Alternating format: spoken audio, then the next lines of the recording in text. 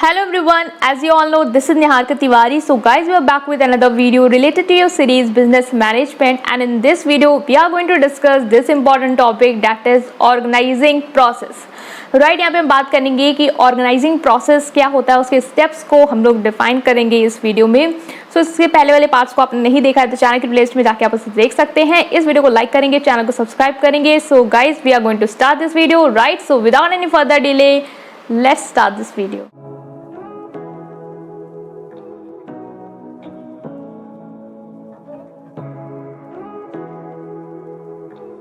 So now guys, we are starting with the first step, that is identification and division of work. सो उसका पहला step जो होता है organising का, वो होता है identification and division of work. इससे पहले हम लोगों ने ऑर्गेनाइजिंग को क्लियर किया है, तो मैं एक बार रिकैप कर देती हूँ ताकि आप लोग को बिल्कुल समझ में आए कि आइडेंटिफिकेशन डिवीजन ऑफ वर्क आया कहाँ से. ऑर्गेनाइजिंग के जहाँ पे हमने स्ट्रक्चर के टर्म में बात को डिफाइन किया था, तो हमने कहा था ऑर्गेनाइजिंग का क्या रोल है कि जो भी आपके ऑर्गेनाइजेशन में डिपार्टमेंट्स हैं, जितने भी उस डिपार्टमेंट में अलग अलग डिपार्टमेंट में लोग काम करते हैं, उन सबके बीच में एक रिलेशनशिप को बिल्ड करना, एक अथॉरिटी रिस्पॉन्सिबिलिटी रिलेशनशिप को क्रिएट करना, उन सबके अमंग जॉब्स या वर्क को डिवाइड करना प्रॉपरली. राइट, ये क्या है, एक ऑर्गेनाइजिंग प्रोसेस कहलाता है. तो फर्स्ट स्टेप जो आता है वो होता है आपका identification and division of work. सबसे पहले आपके ऑर्गेनाइजेशन में कौन कौन से काम है उसको आपको आइडेंटिफाई करना है, देन प्रॉपरली उसको क्या करना है, छोटे छोटे पार्ट पे करके डिवाइड करना. लाइक एक ऑर्गेनाइजेशन में बहुत सारे वर्क होते हैं. अगर आपका कोई बिजनेस है तो उसमें आपको परचेजिंग डिसीजन लेने होंगे, तो परचेज से रिलेटेड काम होंगे आपके पास.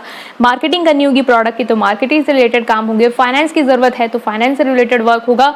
तो इन वर्क को आपने क्या किया, प्रॉपरली आइडेंटिफाई की कि मेरे ऑर्गेनाइजेशन में किस तरीके के काम होते हैं, किस तरीके के काम की ज़रूरत है. उसके बाद आपने प्रॉपरली उसको क्या किया, आपने उसको डिवाइड किया.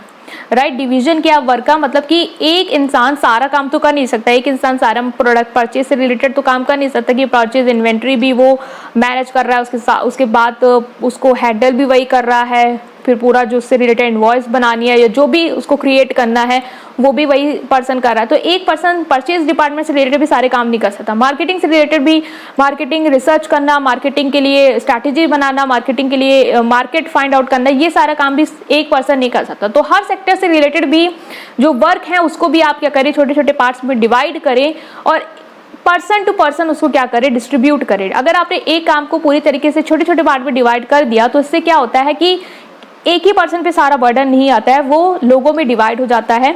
अलग अलग लोग उसको काम को करते हैं और वो क्या हो जाते हैं, एक तरीके से स्पेशलाइज्ड भी हो जाते हैं कि उनको इसी काम से रिलेटेड वर्क करना है. लाइक अगर मार्केटिंग है तो उन्हें सिर्फ मार्केटिंग रिसर्च पे ही वर्क करना है. अगर मार्केटिंग का दूसरा काम है एडवर्टाइजिंग, तो उनको सिर्फ उस पर फोकस करना है. तो इस तरीके से चीज़ें आपने क्या करी, डिवाइड करी. तो ईजी भी हो जाता है और काम बहुत जल्दी भी हो जाता है, एफिशिएंसी भी बढ़ जाती है क्योंकि एक ही पर्सन पे सारा बर्डन नहीं है.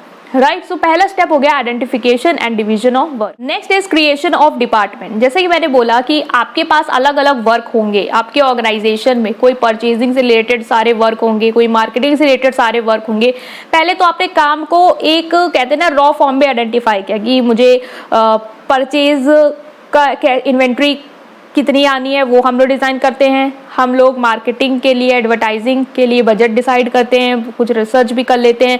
तो पहले आप रॉ फॉर्म में वर्क सोच रहे हैं और उसको किस तरीके से डिवाइड करें वो आपने सोचा. अब यहाँ पे आपने डिपार्टमेंट क्रिएट किया. रॉ फॉर्म में जो वर्क थे, जो काम एक जैसे थे उनके लिए एक डिपार्टमेंट बना दिया, जो काम एक जैसे थे उनके लिए दूसरा डिपार्टमेंट, जो काम एक जैसे थे उनके लिए तीसरा डिपार्टमेंट बना दिया. लाइक जो परचेज से रिलेटेड काम थे उनके लिए परचेज डिपार्टमेंट तैयार कर दिया आपने. जो काम आपके प्रोडक्शन से रिलेटेड उनके लिए प्रोडक्शन डिपार्टमेंट बना दिया. जो काम मार्केटिंग से था उनके लिए मार्केटिंग डिपार्टमेंट बना दिया. तो यहाँ पे आपने क्या किया, एक सिस्टमैटिक डिपार्टमेंट्स क्रिएट कर दिए कि उस डिपार्टमेंट से उससे रिलेटेड लोग होंगे और उससे रिलेटेड काम होगा. राइट, सो ये नेक्स्ट स्टेप आता है कि अब आपने जब वर्क को आइडेंटिफाई कर लिया, वर्क को डिवाइड कर दिया, तो अब आप उन वर्क जो सिमिलर काम के जॉब्स हैं उनके बेसिस पे उनके डिपार्टमेंट्स को आप क्या करें, क्रिएट करें. डिपार्टमेंट को क्रिएट करने से बहुत सारी चीज़ें ईजी हो जाती हैं कि उस डिपार्टमेंट के लोग उन्हीं लोगों से इंटरेक्ट करेंगे जो उस काम में इंगेज है. अब उनको ढूंढना नहीं पड़ेगा कि मैनेजर मेरा कहाँ पे है, कौन से ऑर्गेनाइजेशन के किस पार्ट में पड़ा होगा, नहीं, आपका डिपार्टमेंट है तो आपको पता है मेरे डिपार्टमेंट के लोग मुझे यही मिल जाएंगे, मेरे डिपार्टमेंट से रिलेटेड सोल्यूशन मुझे यही मिल जाएगा, मेरे डिपार्टमेंट से रिलेटेड रिपोर्टिंग मुझे इसी डिपार्टमेंट में करनी है।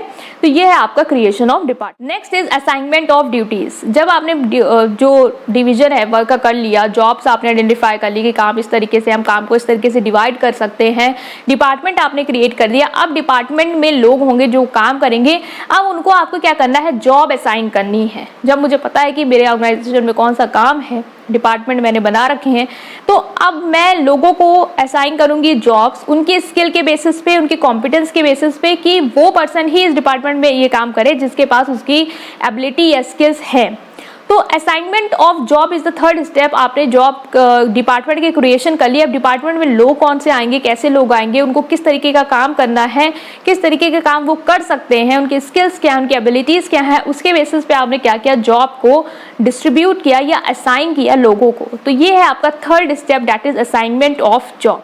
Next is establishing authority responsibility relationship. ये लास्ट भी है इस स्टेप में कि अब जब आपने जॉब दे दी लोगों को, सबको पता है कि मेरा काम क्या है, लाइक मेरा काम है कि मैं मार्केटिंग मैनेजर हूँ, ठीक है। नेक्स्ट पर्सन का काम क्या है कि वो एडवर्टाइजिंग मैनेजर, एडवर्टाइजिंग सेक्शन का मैनेजर है या वो एडवर्टाइजिंग से रिलेटेड वर्क हैंडल कर रहा है।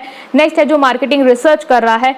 तो अब मेरे और उनमें जो मेरे नीचे काम कर रहे हैं लोग, या मैं जिसके नीचे काम कर रही हूँ, एक प्रॉपर जो एक पूरा मैनेजर है, एक जिसके नीचे सारे डिपार्टमेंट काम कर रहे हैं, मार्केटिंग ये वो, तो हम सबको पता है कि हमारी अथॉरिटी क्या है, हमारी रिस्पॉन्सिबिलिटी क्या है, मतलब मेरी पावर क्या है। मैं मार्केटिंग मैनेजर हूँ तो मेरे नीचे जो काम कर रहे हैं मैं उनको गाइड कर सकती हूँ, उनके जॉब्स जो उनका रोल है, उन रिस्पॉन्सिबिलिटी है, उसको देख सकती हूँ वो कर रहे हैं सही से या नहीं कर रहे हैं।